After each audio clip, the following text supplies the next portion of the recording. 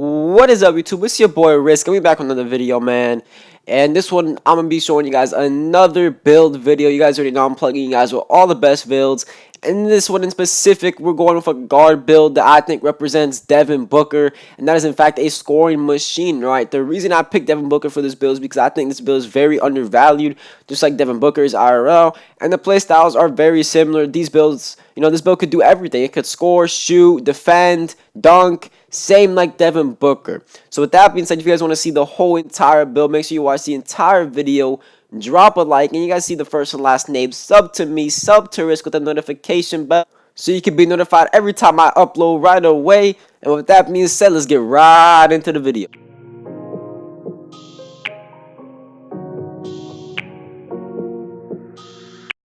She know I keep the bag on me. How I got a couple racks on me. I'ma hit it, then I dip. No, I do not trust a bitch, cause they all be the same to me. All these thoughts always running through my head. I'ma get the bag, double back for the bread. I'd rather smoke a blunt, kicking back in my bed. And yeah, she in my line, cause she know I'm getting bread. So what is up, y'all? I didn't see you guys yesterday or the past few days, so I just want to say happy Thanksgiving to everybody who celebrated it.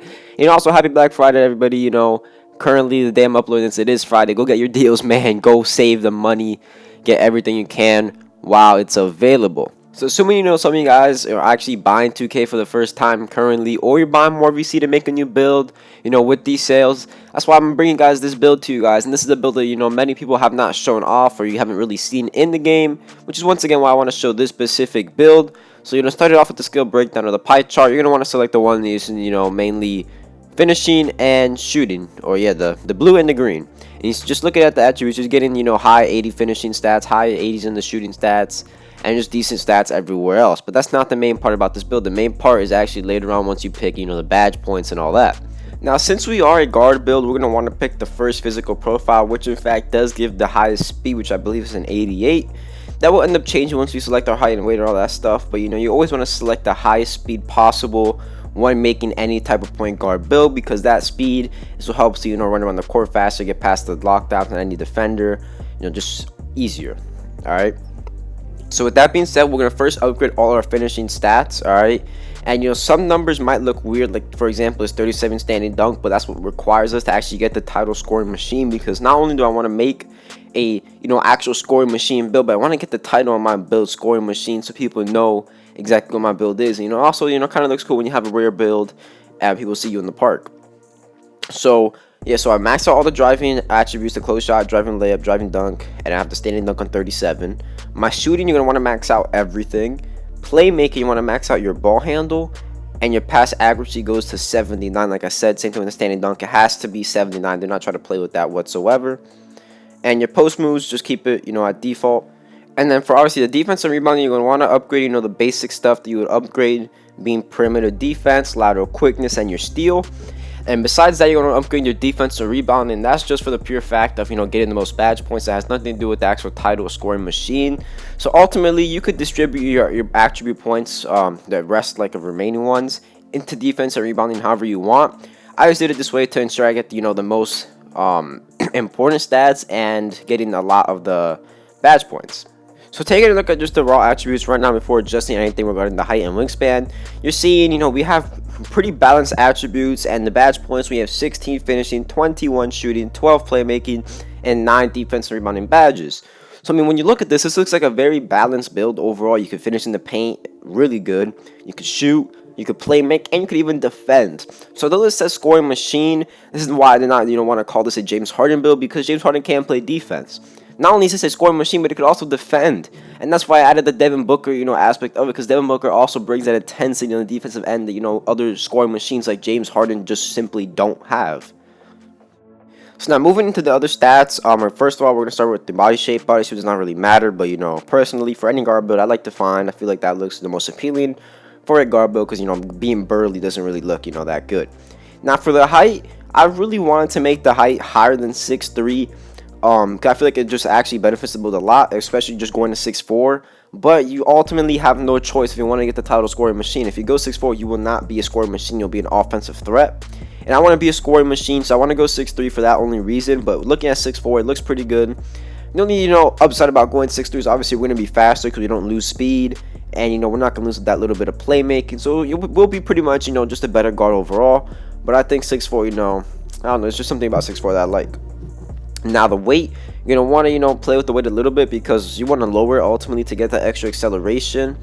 But, at the same time, I want to make sure, I just don't lose unnecessary points like that one strength point. I want to make sure it's right in the middle, which I found to be 172 weight. That is the perfect weight you want to go with. Now, just like the height, the wingspan, we really don't have a choice. We have to go with 75 wingspan, which is the minimum wingspan. But, this, I really don't care about too much compared to the height because, I mean, look at what you're getting with the minimum wingspan. You're getting an 85 ball handle and an 83 3-point shot. With that 85 ball handle, it pretty much makes it to where, after you hit or, hit like maybe one shot, you could be able to speed boost, or just at 96 overall, you can speed boost. So I really am not going to complain too much with this wingspan, as it overall just makes the build, significantly better. Now, when we go into the takeovers, you could see we could pretty much get every takeover except lock takeover, and I feel like this build should be able to even get lock takeover with the abilities we have on the defensive end. But I think 4 is the maximum possible takeovers you could get on any build. But with that being said, I think shot creating is the one you're going to want to pick for the fact that shot creating gives you plus 10 ball handle when activated. It makes you faster, and overall, it's just, I think, just the best takeover personally in the game, but that's up to you. And you see here, we have built a scoring machine. It doesn't say we're similar to Devin Booker, so similar to Trae Young and Jamal Murray, but that's just the way they consider those players. But I personally consider Devin Booker as a scoring machine, which is why I compared this build to Devin Booker in my title. Now, that pretty much wraps up the actual build, but if you guys want to see all the badges and how I allocate the badge points, because you don't really know how to use them on this build, you just have never really used badge points, you're a new person to Nba2K20, I would recommend staying watching the video.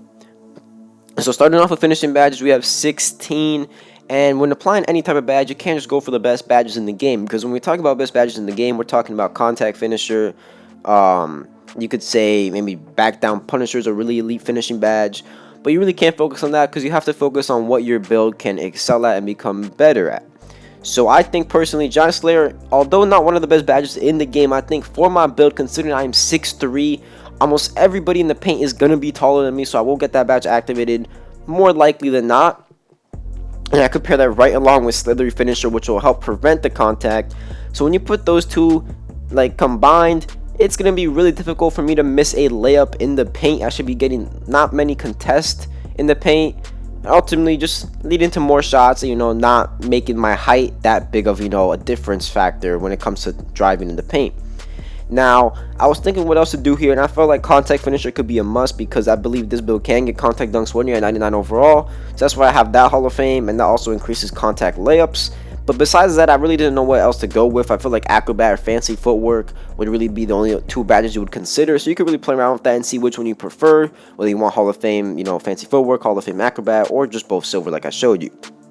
Now with the shooting badges, this is pretty self-explanatory. I don't think there's nothing too complicated about shooting badges. For the most part, everybody knows what shooting badges are the best. There's not really a big discussion about it. We already have the range extender, the quick draw, the green machine, the hot zone hunter. And the only debate you could say is hot zone hunter. You might not want to use it for the fact that you might not have hot zones. So if you do not have hot zones, you could take it off. Maybe substitute it for like a clutch shooter, hot start maybe. I don't really know, but that'd be up to you. When we're talking about overall badges, I think Hall of Fame volume shooter is a must, and that hot zone hunter once you actually have all the hot zones, and that'll leave you a one badge left. And that's when it comes to your play style. You could throw on bronze difficult shots, bronze catch and shoot, bronze deadeye. It really just it's up to you. You could even substitute the volume shooter for difficult shots Hall of Fame.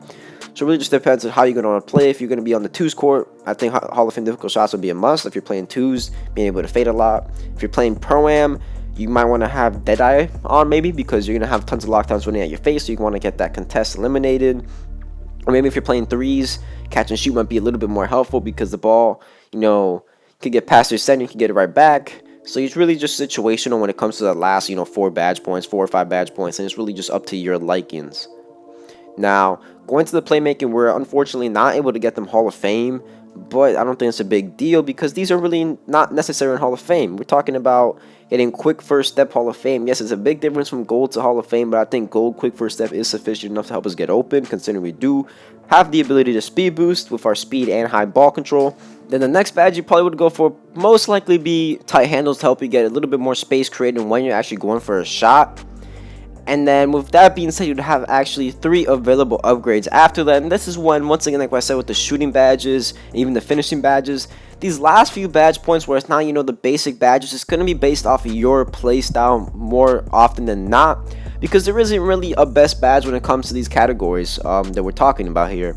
Starting with badges like Space Creator, Lob City Passer, Downhill, Bailout, Needle Threader. All these are badges that are all situational. Like Space Creator, if you like fading in line, you throw in the Hall of Fame difficult shots, Space Creator might be for you. Lob City Passer, if you're playing for rep, you're playing a lot of 2s, 3s, Pro-Am, Rec, and you have slashers on your team that are looking for lobs, obviously that's a badge you're going to have. If you're playing a lot of Pro-Am or Rec and you want to push the ball up and down the floor, get your points, score quickly, then Downhill is a badge for you. If you're a 2s player, you play like a shot creator type, you know, play style, kind of like if you put on difficult shots, but you really don't want Space Creator, you could use Bailout, like Ticino plays. I know you guys all know who Ticino is. You could pull up for a shot, pass right out of it with no, you know, risk factor involved. Or even Needle Threader, very underrated badge. If you are playing a lot of 3s, you know, let's say in the stage against really good, competent players, you could put this on to, you know, help negate your bad passing IQ and, you know, prevent, you know, just little turnovers here and there. And even Unpluckable is one you could consider ultimately. I wouldn't consider it myself, but it's one you can consider. But ultimately, I think, personally, Floor General or Dimer is one you're going to want to have, because that just overall will make your teammates better. And I think with this build, you're not going to be the best build, like the best playmaker regardless of what you pick with that. So I think just getting that gold Dimer, Floor General, will just help your teammates do better and overall help the whole team's success. Now, when we're talking about these defense and rebounding badges, it really depends once again on the situation. If you're going to be playing, let's say the 2 squad, I would recommend this look, Pick Dodger, Intimidator, and Clamps, because you're going to be, obviously, guarding on the guard, so you're going to have to avoid these screens, be able to contest them at the perimeter with Intimidator, and at the same time prevent, you know, them getting so many blow-bys. Like, let's say if you're playing a slashing playmaker, you don't want to have that silver Clamps to prevent those blow-bys into the paint. But now, let's say if you're playing the 3s court, alright, and your teammate's a lockdown, or you're playing Pro-Am, and you're not guarding the main ball handler, you're going to have a lineup of, like, maybe, let's say, Intimidator, Interceptor, and then Clamps. So really the ultimate, you know, difference maker is the Pick Dodger. If you're playing the 2s court, or you're just playing 3s, but you know you're going to be guarding the opposing team main ball handler, you need to have Pick Dodger. If not, there's no chance of you keeping up with that point guard. But if you're not, you know, going to be guarding the main ball handler, you're not guarding, you know, a person who could speed boost or anything like that, then you just remove that Pick Dodger, change it for a badge like Interceptor, maybe Lightning Reflexes, Pickpocket, stuff like that, that you could use off the ball. And with that being said, that pretty much wrapped up the whole video. I think I explained the badges well enough for you guys to more or less understand if you don't really know a lot about each badge. I think this build overall is just one of the best builds in the game when it comes to the point guard position. Everybody's, you know, using these big meta builds like slashing playmakers, offensive threats, playmaking shot creators. But I'm here to show you guys a build that not many people like are using it. And the thing that's cool about it is if you're using a build that nobody has, you know, when you go play with the people will be asking you questions, you know, and they'll perceive you very differently because you're using a build that not many people use, and it might interest more people to play with you. As a prime example. So I think there's lots of benefits with using this build, and I think you guys should also try it out for sure. With that being said, make sure you drop a like in the video if you did enjoy, and hit that subscribe button with the notification button to get notified of all my future videos right at the start. Other than that, it's your boy RisKK. Nah, I'm out. Now she be calling me back. She see that I got it, I'm stuck in the trap. 40 autos, and we put it right back. 40 autos, and he left in the back. I can't be trusting cause people just act. I get the money, I run it right back. The plug on my phone, I get to these racks. The plug on my phone, I'm gonna get back. I can't be trusting cause people be switching and